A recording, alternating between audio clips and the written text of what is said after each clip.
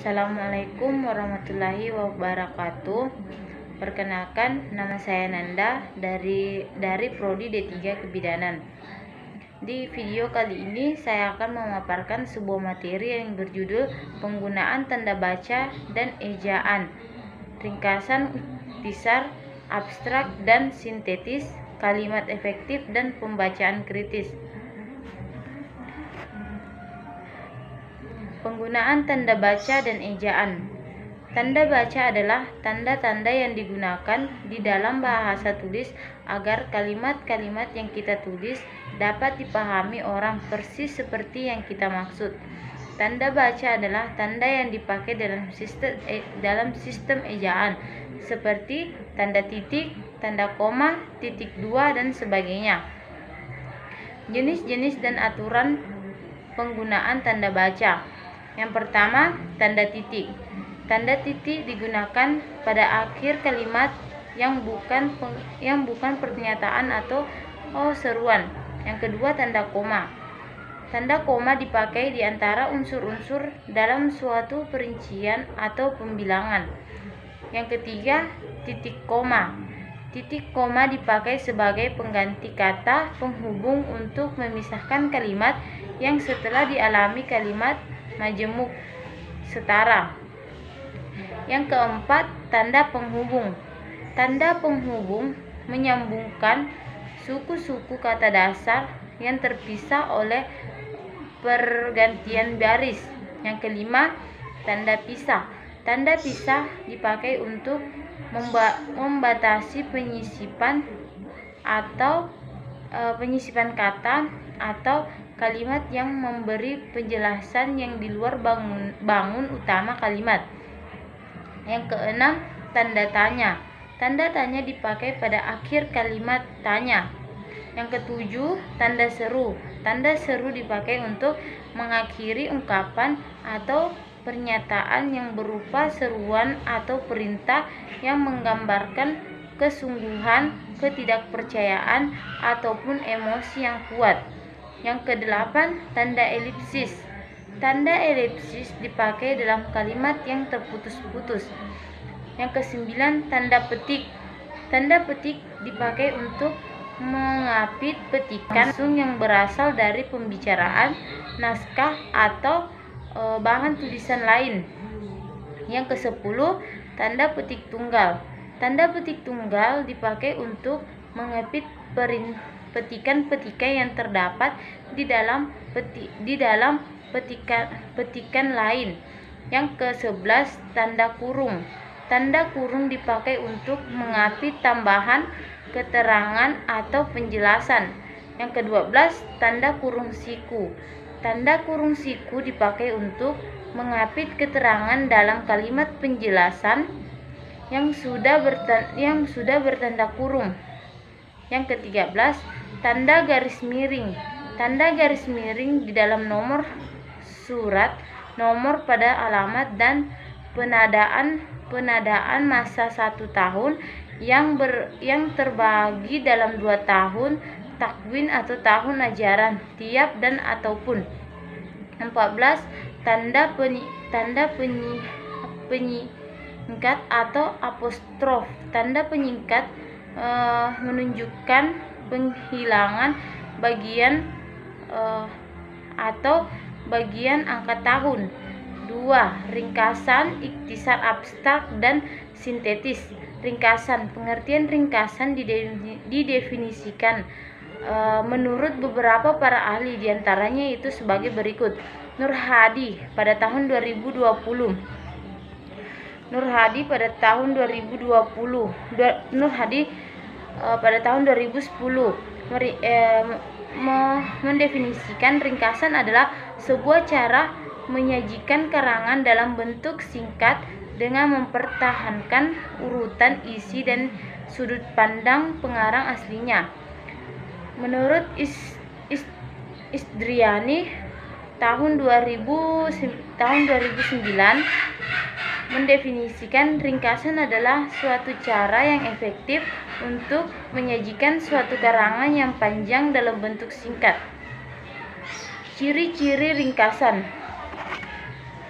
Yang pertama pengungkapan kembali bentuk kecil dari sebuah karangan. Yang kedua, mereproduksi kembali apa kata pengarang. Yang ketiga, mempertahankan urutan gagasan yang membangun sosok karangan. Yang keempat, menyusun ringkasan terikat oleh penataan isi dan sudut pandang pengarang. Yang kelima, kalimatnya pendek dan senada dengan kalimat pengarang aslinya. Cara membuat ringkasan: yang pertama, membaca naskah asli. Yang kedua, mencatat gagasan utama. Yang ketiga, mengadakan reproduksi. Yang keempat, membuat tujuan ringkasan. Selanjutnya, ikhtisar. Pengertian dari ikhtisar yaitu merupakan suatu bagian dari tulisan yang menyampaikan suatu informasi yang penting dan sebuah tulisan dalam bentuk yang sangat singkat. Ciri-ciri ikhtisar yaitu: pertama, tidak mempertahankan urutan gagasan. Yang kedua, bebas mengkombinasikan kata-kata asal tidak menyimpang dari inti. Yang ketiga, tujuannya untuk mengambil inti. Terus fungsi ikhtisar untuk mengembangkan ekspresi serta menghemat kata. Yang kedua, memahami dan mengetahui isi sebuah buku atau karangan. Yang ketiga, membimbing dan menuntun seseorang agar dapat ikhtisar dapat membantu kita dalam penahanan karangan asli dengan cermat. Pembuatan ikhtisar. Berikut adalah cara pembuatan ikhtisar. Yang pertama, membaca naskah asli beberapa kali. Yang kedua, membuat karangan bacaan dengan menuliskan pikiran utama atau pikiran pokok yang terdapat dalam naskah. Yang ketiga, menulis ikhtisar. Berikut ini adalah contoh membuat ikhtisar. Contohnya yaitu potensi dua bersaudara, Serena dan Venus Williams tampil dengan gemilang dalam sebuah turnamen bergengsi dunia. Berikutnya, abstrak. Pengertian abstrak. Pengertian umum abstrak merupakan penyajian singkat mengenai isi tulisan sehingga pada tulisan yang menjadi bagian tersendiri. Abstrak berfungsi untuk menjelaskan secara singkat kepada pembaca. Fungsi abstrak adalah untuk memberikan informasi kepada masyarakat perihal hasil penelitian yang telah dibuat. Jenis-jenis abstrak. Yang pertama itu abstrak induktif dan ada ciri-ciri jenis-jenis abstrak ada dua, yaitu abstrak induktif dan abstrak informatif. Abstrak indikatif adalah abstrak yang menyajikan uraian secara singkat mengenai masalah yang terkandung dalam laporan atau karya ilmiah lengkapnya. Sedangkan abstrak informatif merupakan miniatur laporan atau karya ilmiah hasil dengan penyajian data dan informasi secara lengkap, sehingga pembaca tidak perlu lagi membaca tulisan aslinya kecuali untuk mendalaminya. Karakteristik abstrak. Abstrak. Yang pertama, membentuk tulisan bersifat nominatif, kualitatif atau kuantitatif, deskripsi, analisis, induktif atau deduktif.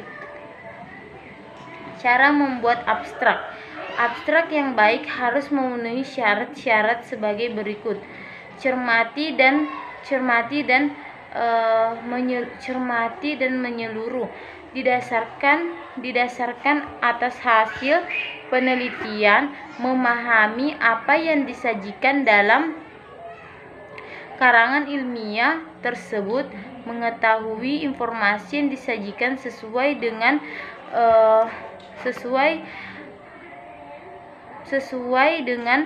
keperluan atau minat isi suatu abstrak. Berikutnya sintetis. Pengertian sintetis. Sintetis yang utama adalah pengumpulan semua pengetahuan yang dapat diperoleh untuk menyusun suatu pandangan dunia. Kalimat efektif. Pengertian kalimat efektif ialah kesatuan ujar yang mengungkapkan suatu konsep, pikiran dan perasaan, perkataan, satuan bahasa yang secara relatif berdiri sendiri, mempunyai pola intonasi final dan secara aktual ataupun potensi terdiri atas klausa. Pengertian efektif. Efektif mengandung pengertian tepat guna, artinya sesuatu akan berguna jika dipakai pada sasaran yang tepat. Pengertian kalimat efektif. Kalimat efektif ialah kalimat yang memiliki kemampuan untuk menimbulkan kembali gagasan-gagasan pada pikiran pendengar atau pembaca seperti apa yang ada dalam pikiran pembaca atau penulis. Membaca kritis. Pengertian membaca kritis. Membaca kritis adalah sejenis kegiatan membaca yang dilakukan secara bijaksana, penuh ketegangan hati, mendalam, evaluatif, serta analitis, dan bukan hanya mencari kesalahan. Membaca kritis adalah membaca yang bertujuan untuk mengetahui fakta-fakta yang terdapat dalam bacaan dan kemudian memberikan penilaian terhadap fakta untuk membaca. Untuk membaca kritis adalah kemampuan memahami makna yang bersifat pada sebuah bacaan. Ragam membaca kritis. Yang pertama, membaca teliti. Yang kedua, membaca pemahaman. Yang ketiga, membaca ide. Yang kedua, membaca bahasa. Yang kelima, membaca sastra. Terus pembahasan kritis artikel ilmiah. Pada umumnya, tulisan yang berupa artikel ilmiah dimulai dalam jumlah ilmiah. Jumlah ilmiah adalah ilmu yang membuat tulisan dalam bentuk artikel